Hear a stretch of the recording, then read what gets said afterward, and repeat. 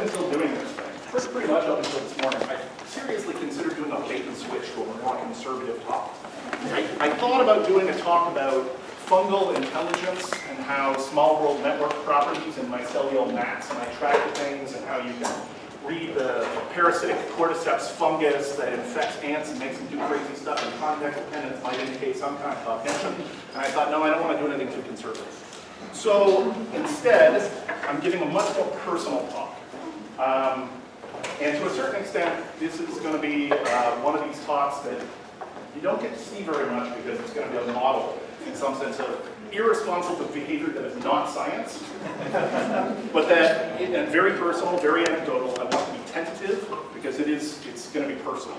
I'm going to tell you, I mean, there is going to be some science and some history, but I'm also going to tell you about 3 of the most significant experiences that have ever happened to me. And I want you to take all that with a big grain of salt and try to read with me while I sort of go through some speculations about what I think these sorts of events mean for the future of psychedelics, psychotherapy, treatment of addiction, and so on and so forth.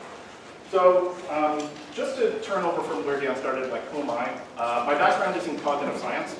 I'm not a PhD, but I trained under John Vervaeke, who will be speaking later today, and so I'm very much in the Vervaekean school of sort of 3rd generation cog-sci, relevance realization. You're going to see some of that crop up a little bit. My current training is in psychotherapy. I do teach and TA within the program. I run the lab and so on and so forth. But my current training is in psychotherapy. And also, I am something of a connoisseur of altered states. That's how I fancy it myself. So some of that definitely comes in. It's been really influential on the way that I think about this stuff. So, okay. Tentative, speculative. I want to talk a little bit about therapy and about what therapy is. But before I get into that, right, I'm going to kind of take you through these 3 experiences that I had. Now, none of these experiences are going to involve mushrooms, because mushrooms are illegal. They're going to involve legal things. So the first one is going to be an experience, in fact, that I had with salvia, divinorum, if any of you know about it. I'll lead into that a little bit. The other 2 are going to be about Iboga, and not refined Ibogaine, like raw Iboga. So I'll give you some intro on that too when we get to it. But, okay, so first things, let's start with salvia. So what is salvia? Salvia is a plant cultigen. It's a variety of sage. Grows in a bunch of different regions in Mexico. I think off the top of my head it's associated with Zapotec and the Mazatec. Right, and it has a certain amount of ritual function. It's often smoked, sometimes it's taken in a tea, although ingestion actually tends not to work that well. It's inhalation and sometimes chewing, like chewing quids of the stuff. And of course, in its actual native context, they're doing the smart thing that most cultures do, right? They're taking it in relatively long, low doses.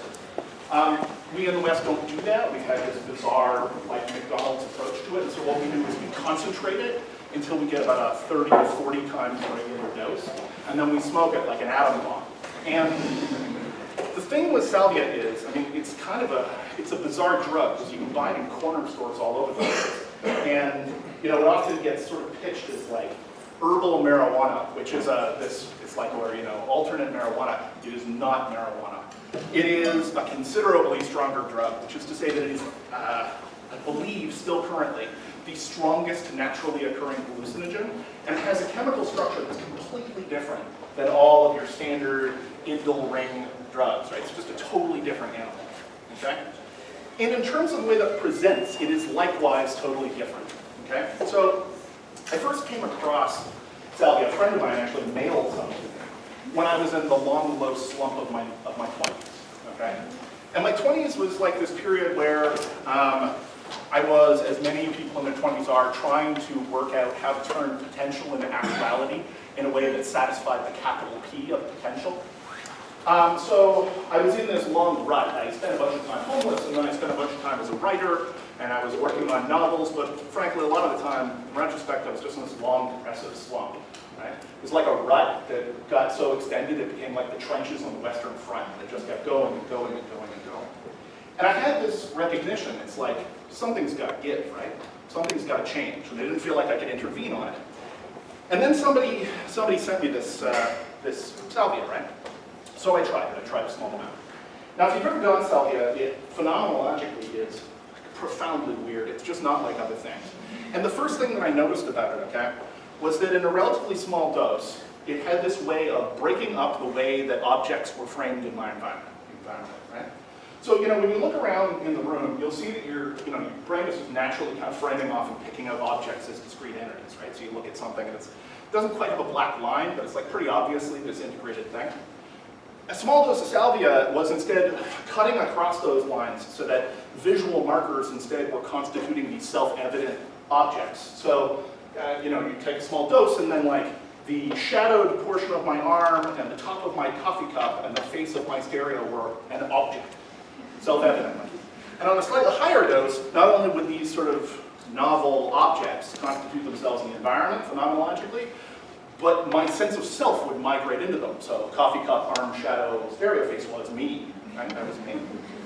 On a bigger dose, right, a closed-eye experience, right, you would get into these, for lack of a better term, like alternate universe, but nothing so organized, okay, as the kind of things that occur with more conventional hallucination, like really bizarre, baroque, sort of parallel universes. So, I had an experience where my sense of self, okay, migrated, and it wasn't like I transformed. It was supposed to be a spirit animal thing. It wasn't like I transformed into a condor or a serpent or anything.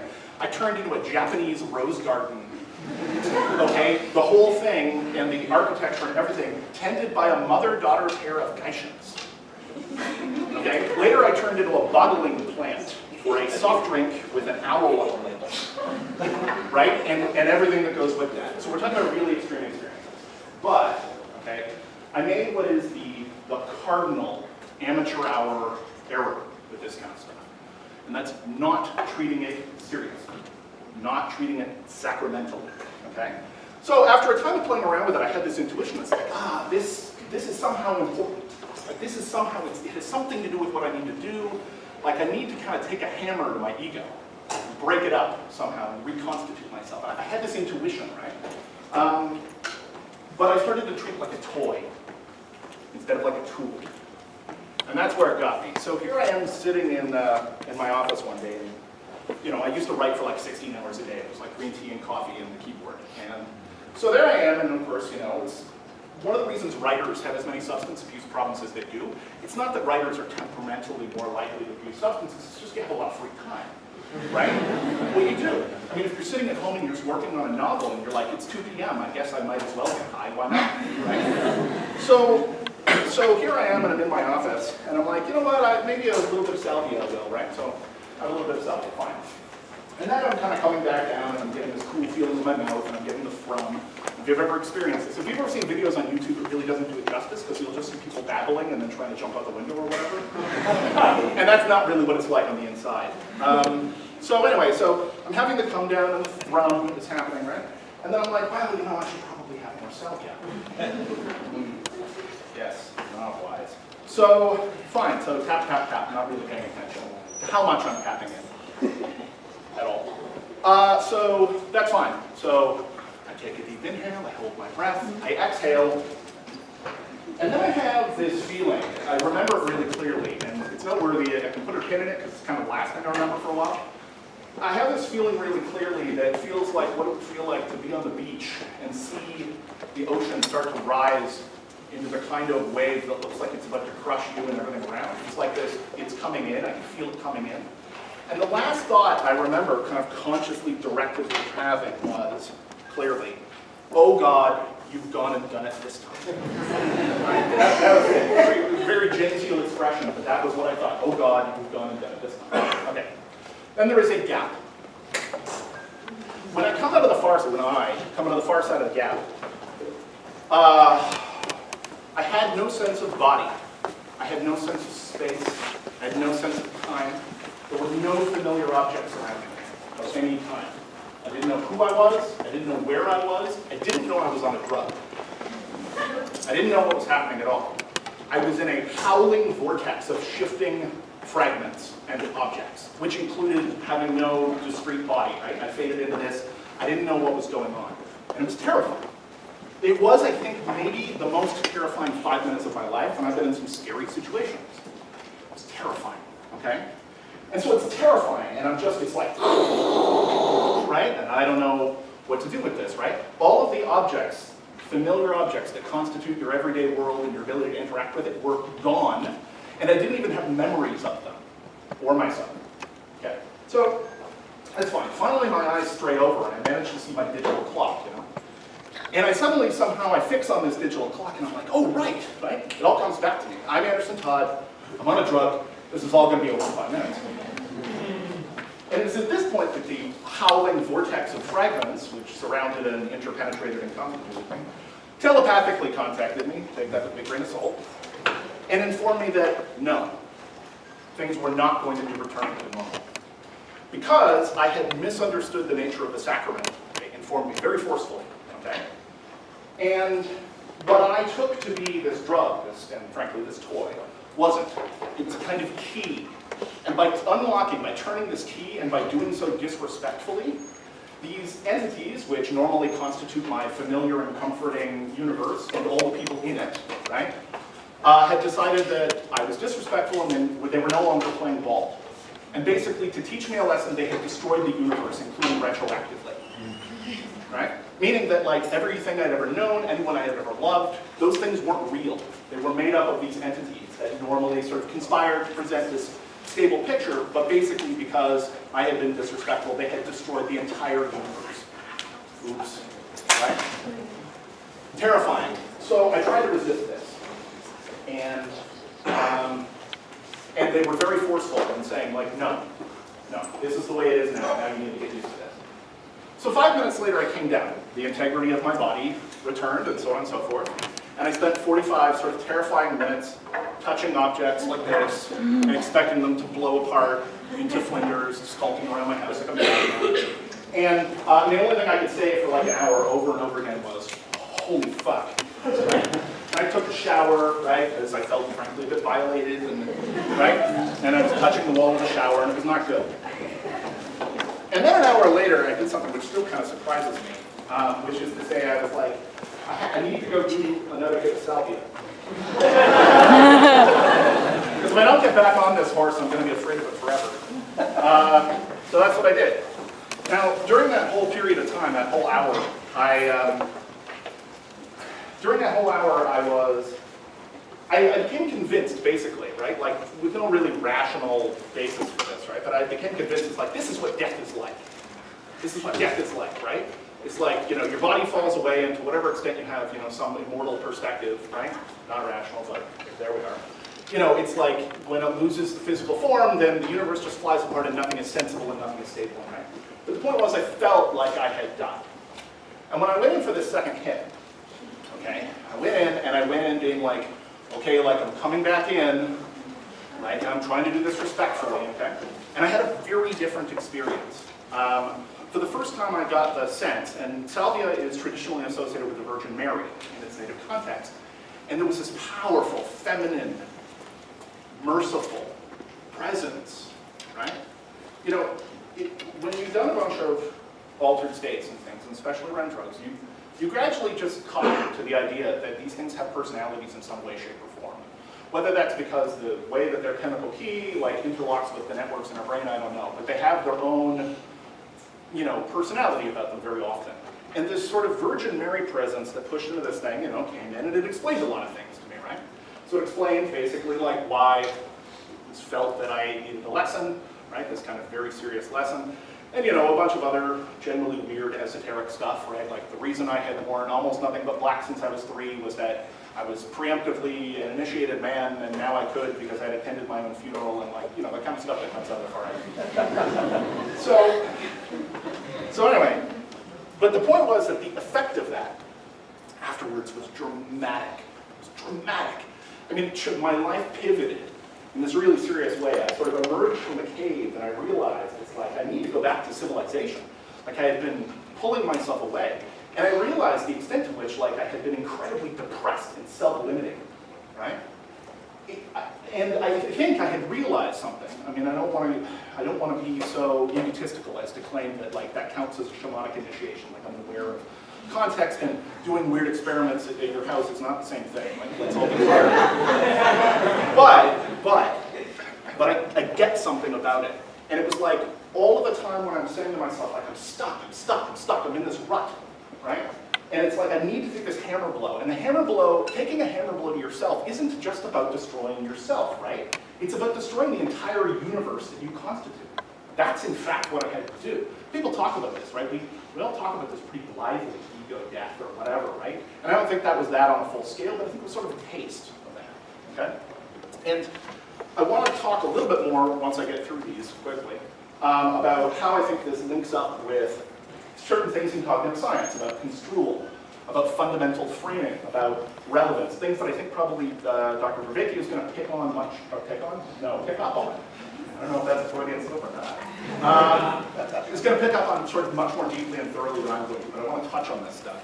Because, and this is one of the things that I think I want to get at, I think the long period of the rut was in a certain sense a kind of local minima that I couldn't see my way out of, right? I had gone into a sinkhole, and you know, when you're sort of depressed, seeing possibilities is difficult. You get locked in certain tight forms, you know?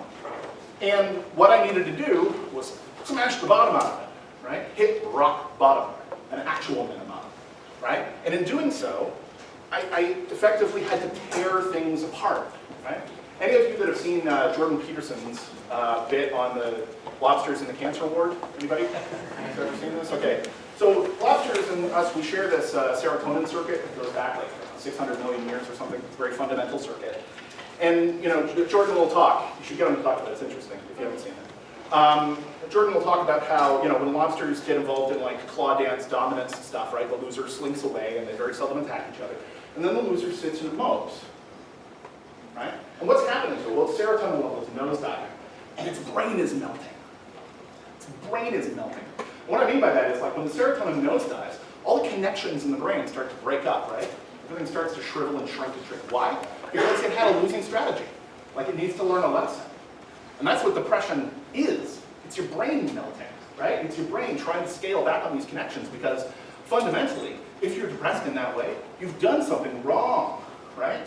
It's an attempted corrective error that just feels so horrible because you're watching the world die, right? Anyway, the interesting thing from a kind of a therapeutic perspective, if we're talking about sort of psychedelic psychotherapy around salvia, right?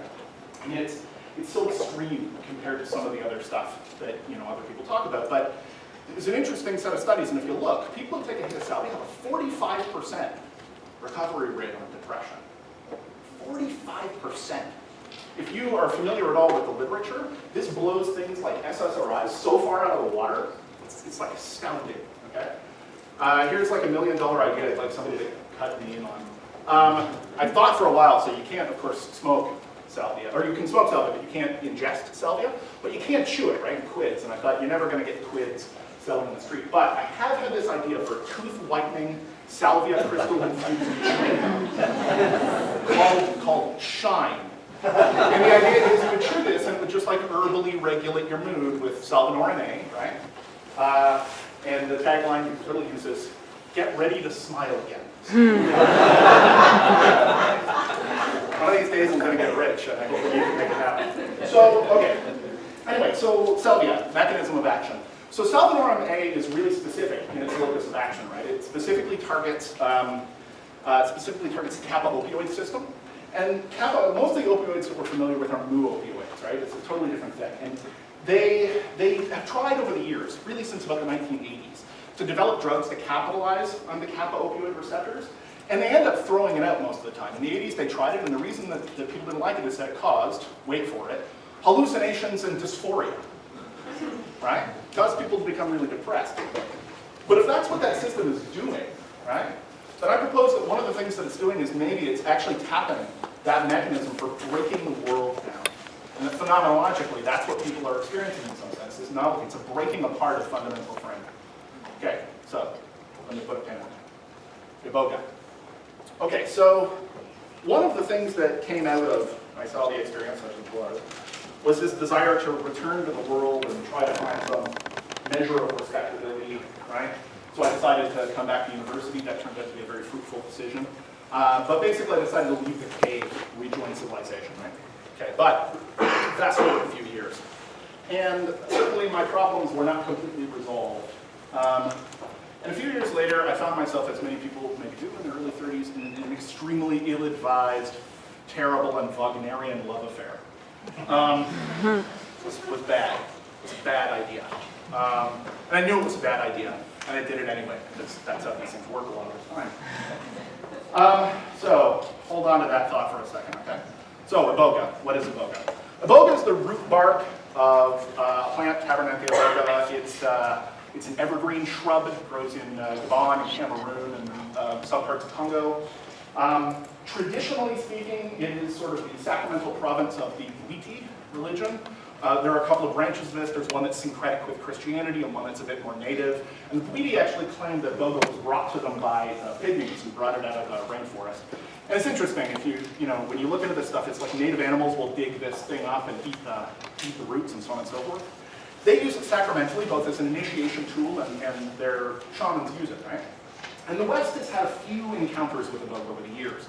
So like back from basically the 1930s to the early 1960s, there was a French pharmaceutical company that actually marketed an extract of Iboga, full alkaloid extract called Lamborine, which was named after the famous city founded by Albert Schweitzer.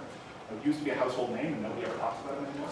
But yeah, Schweitzer City Lamborine. And these pills were marketed as an antidepressant, right? But also as something of a pep pill. So there's some interesting accounts of like French mountaineers, like mountain climbers, taking pills of Lamborine for like additional endurance and so on and so forth. Interesting stuff. Anyway, it kind of fades out. And then it comes back on the scene in the West in 1968 when this guy named Howard Lotsoff, he's doing a kind of tour through Europe, basically putting any drug he can get his hands on in his mouth, and he ends up in Africa, and he ends up here and he decides to try this Iboga.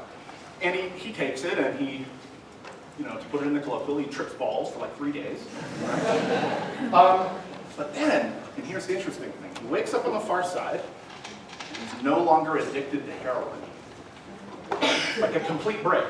Now, he obviously recognizes that this is significant. And he has spent a lot of time since then, in fact, attempting to patent and attempting to popularize it. It's like he really brought this to attention. Now, Iboga's had this checkered history. It's also, I add, legal in Canada, but in the States it's scheduled, and hilariously, it's scheduled, this is one of these things, right? The more you know about the psychedelic renaissance and the drug war, the more absurd this stuff seems, and it's like, it's weird. Why would I listen to Nixon on this? Nobody can tell you. But anyway, so it's scheduled, and basically it's scheduled in such a way as it's considered to have no medicinal benefit and a high probability of abuse.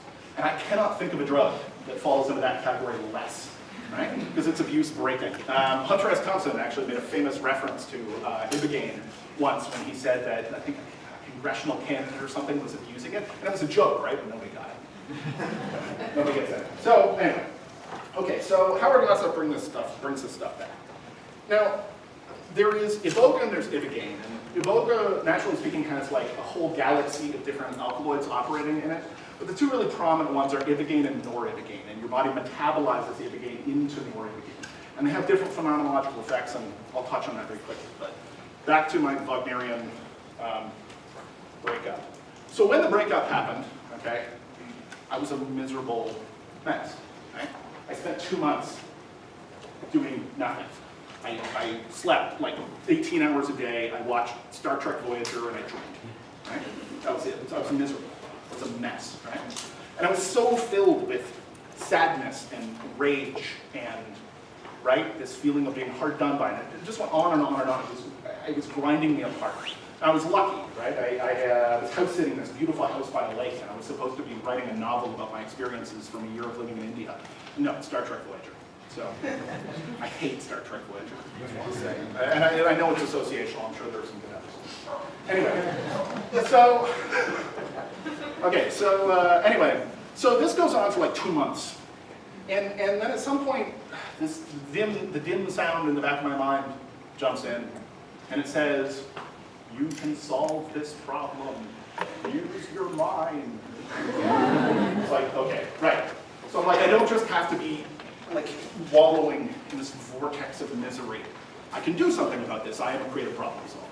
So how am I going to do this? And I flirted with like, oh, maybe I can put a magnetic helmet and selectively, stimulate my brain, and so I could do this. And then finally, like, I remembered something, reading something about Iboga. So I start looking into Iboga, and it's interesting, right? I'm looking into it, and it's like wow, they're using it to treat all of these different kinds of addictions, right? You know, heroin, cocaine, alcohol. And I'm thinking about this, and I'm like,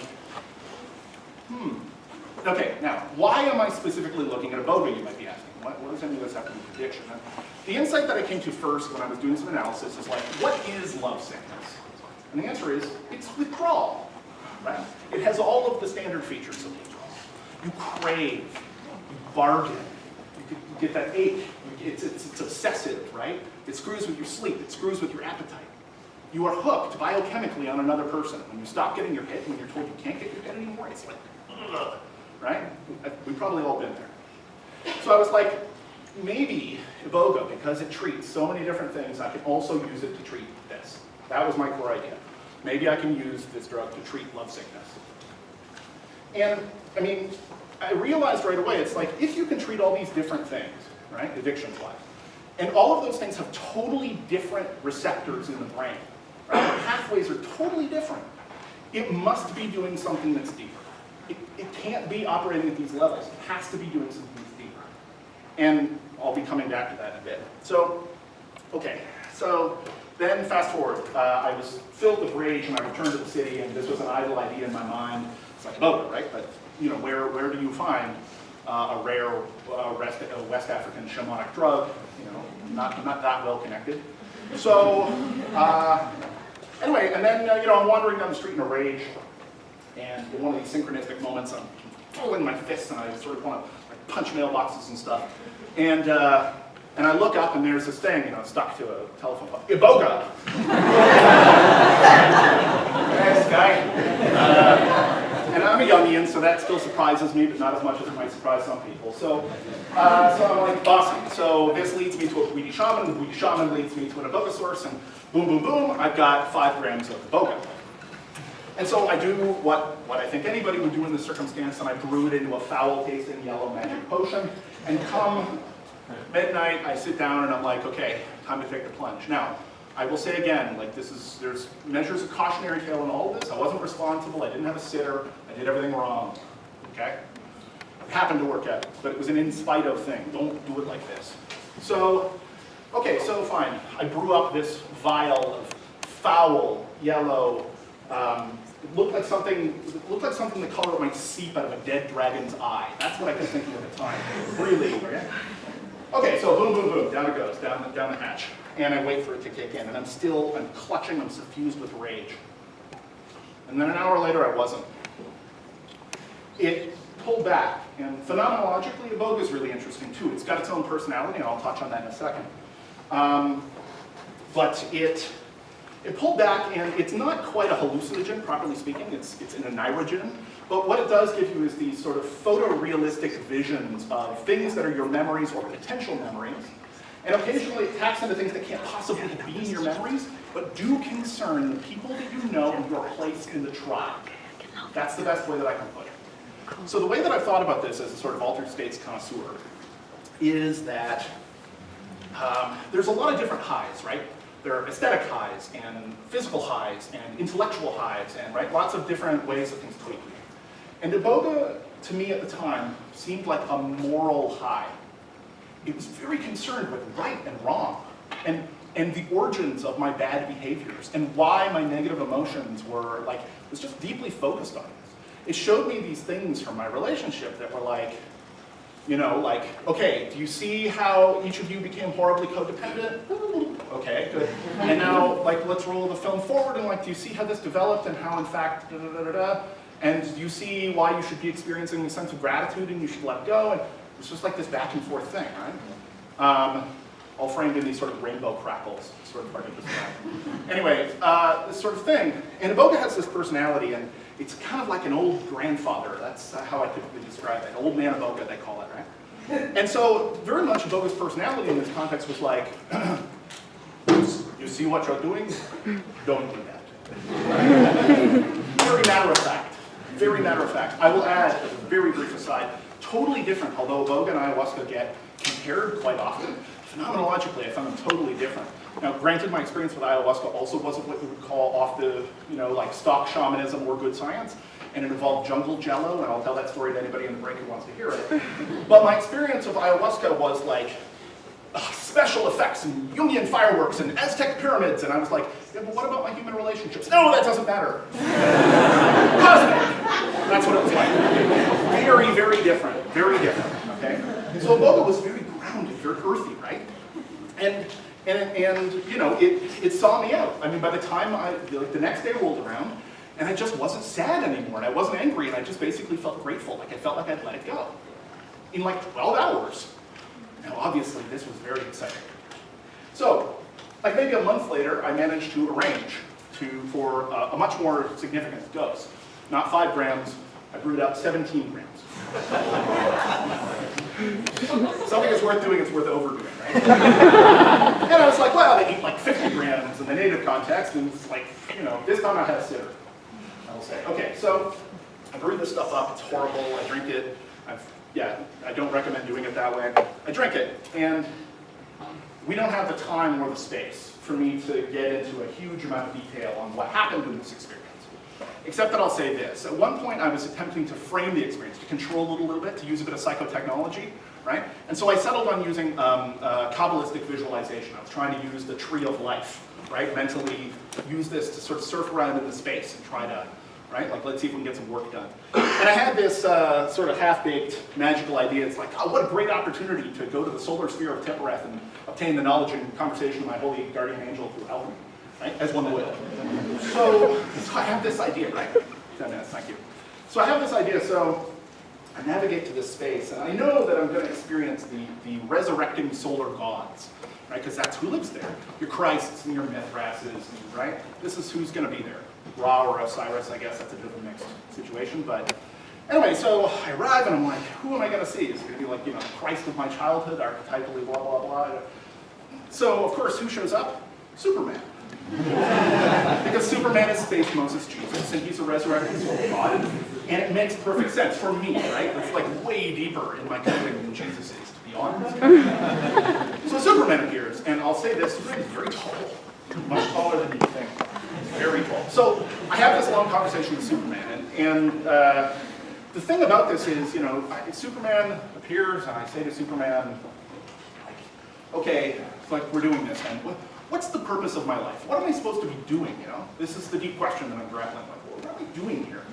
And Superman is like, your job is to help people. And I'm like, well, it's easy for you to say. Because you can pick up a battleship, right? And Superman's response, very clearly, right, was, no, everybody is crazy, yourself included, you're all crazy. And what you're going to do is you're going to help people by helping them with their crazy. This was when I conceived that I wanted to be a psychotherapist. Do not tell the college this. Oh, and I don't see this online. But this is when I was like, psychotherapist, that's what I'm going to do. That's, my superpower in the world is going to be to empathically help people as they help themselves, right? So we'll come back to that in a second, because I've only got a few minutes.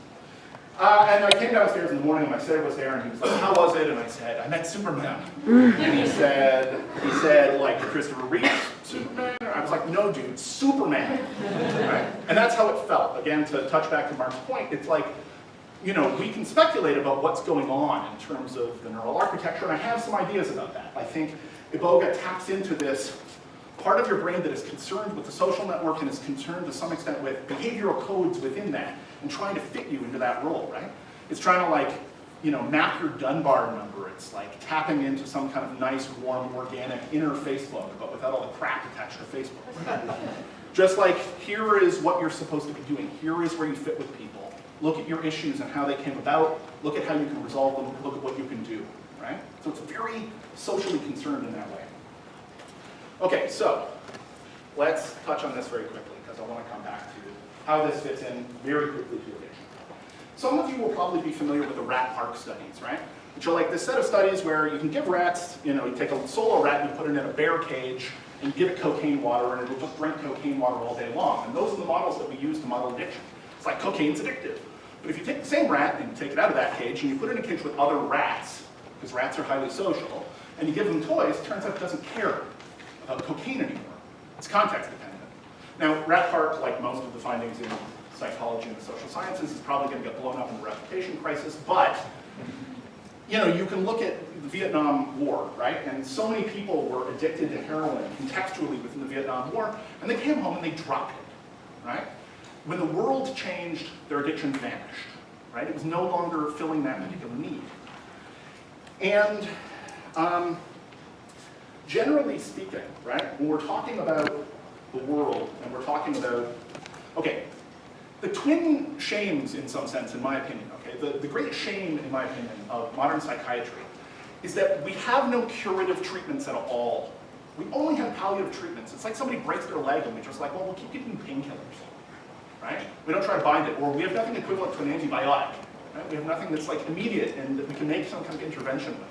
That is the promise that I think psychedelic psychotherapy holds. And it's not like going to be a one-dose thing. It has to be a guided process, and there has to be a scaffolding there. But the point is, it's like with some of these things, you take a dose, and then the problem resolves itself. Lots of people describe Iboga as being like 24 years of therapy in 24 hours. And yes, right? Now, the great shame, in my opinion, or maybe it should be a shame, of psychotherapy, right, is I think psychotherapy has remained very superficial. But still 5 minutes. Okay. Psychotherapy has remained very superficial, and the more psychotherapeutic systems I study, right, CBT and EFT, I feel like all of them are just taking one piece of furniture in the room and saying, that is the point of intervention. Thoughts, that is the point of intervention. Emotions, okay? And what all of these systems are ignoring, and I hope John will pick up on greater length in his talk, is the extent to which there are systems below this that undergird and support all of those individual things, right? And that making real changes a lot of the time, whether it be generally therapeutically or in terms of addiction, sometimes doesn't have to be about moving the furniture around in the room. It has to be about blowing the room apart, right? Fundamentally changing the way the world is construed for you, right? Fundamentally getting at the way that you realize relevance, right? The way that you see things and these local minima that you get trapped in. Right? Sometimes you have to blow that stuff apart and then get guided out with it. And so I have this idea. I mean, obviously there's a lot of other things going around, right? And again, I'm not going to talk too much about psilocybin, but obviously there's super interesting work there, and there's work around, for instance, like how it permanently seems to, or at least long-term increases openness, right? One of the big 5 traits. The big 5 aren't supposed to change, so what's that tell you? And there's interesting work, for instance, with antidepressant stuff around ketamine. And there's been interesting recent work with LSD and like grieving and death and cancer patients. And like, there's so much stuff going here. Like, we really do have a renaissance going, and it's remarkable. It's incredibly refreshing, actually, to be on the side of a social issue where I feel like I'm on the winning side. So I think all this stuff is coming. But with Salvia and Iboga particularly, I see here the frontiers of sort of almost a new way of thinking about this. That what you might be able to do is use these kinds of drugs in concert with some sort of guidance, right? Something that we have to learn. We have so much to learn from the native context, but also integrating in science and theory on how this works, so that we can come up with a more controlled system of being able to break frame and make frame. To blow the world apart and blow ourselves apart when we need to, and also put ourselves back together. Because that's kind of how I see these two things. Salvia blew my universe up. That's what it did. Whereas Iboga, on the other hand, seemed to connect me together and fit me in. It had this binding principle, right, to it. Now, again, I have to say, like, all of this is purely anecdotal. You need to take it with a huge grain of salt. But just in terms of speculation, I think more work maybe needs to be done in thinking about how these things, what their phenomenology indicates, how they link in with neuroscience, how they work in their native context, right? In their indigenous context and the framework around that, so that we can begin to not just use them in their original context, but also, right, be able to usefully appropriate them without being disrespectful, and be able to start getting at a system of psychotherapy that could actually be curative. So that's about it.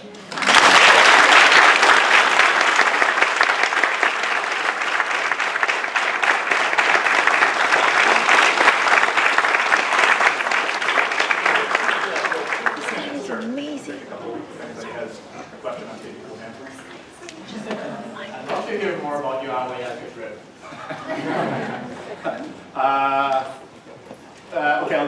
short version of this is, I know that you're supposed to puke, but I don't like to puke. And so I decided that a good way to handle that problem while I was brewing this was to use tannin binding, because it's the tannins that upset your stomach. And tannin binding, traditionally in like French winemaking, you float egg white, and the egg white binds, but you can also use gelatin. And so I had this brilliant idea. I'll use unflavored gelatin and I'll float it in the ayahuasca brew, and this will bind out. And it turns out people have already thought of this, not an original thought. And you're supposed to be able to bring out this stringy black goop, and then you end up with a beautiful golden clear substance that doesn't upset your stomach. So it wasn't coming out right. It was just turning this weird gray color. And I was like, well, maybe it'll precipitate out if I cool it in the fridge overnight. No. What it did was turn into a gray, sour, ayahuasca-flavored jungle jello jiggler. Which me and my co-traveler on this particular experience ate horribly and jiggly off spoons. It was, yeah, if I ever do that again, there's more experimentation needed. Wow. So, yeah, there's more to it than that. Then the Aztec gods and all that stuff. You said you have to vomit, but isn't there this volcanic water that you drink before that just purifies your whole body, and you have to drink it until, well, you've cleansed your body, meaning with your excrement? Like, I'm sorry to say this, but you basically poo until you have nothing left. And doesn't this prevent you from vomiting? Well, I wish I had known that. I don't know where you get, well, this is the problem with doing things at home, right? Do your homework first. That's really interesting, and I'd like to hear about it. Do I have time for one more, or is that, okay, one? Sure, shoot. So I think that you're onto something really interesting, and I have a lot of experience working with Iboga in a lot of different contexts. I'm initiated in Gabon, and I've done like 7 years of work with addiction treatments. Fabulous. Talk to him, he knows a lot more than I do. I'm wondering if you'd be comfortable thinking beyond the idea that psychiatry needs to be curative by looking beyond the pathology paradigm at all, towards the idea that maybe what people are expressing is just a form of fundamental neurodiversity.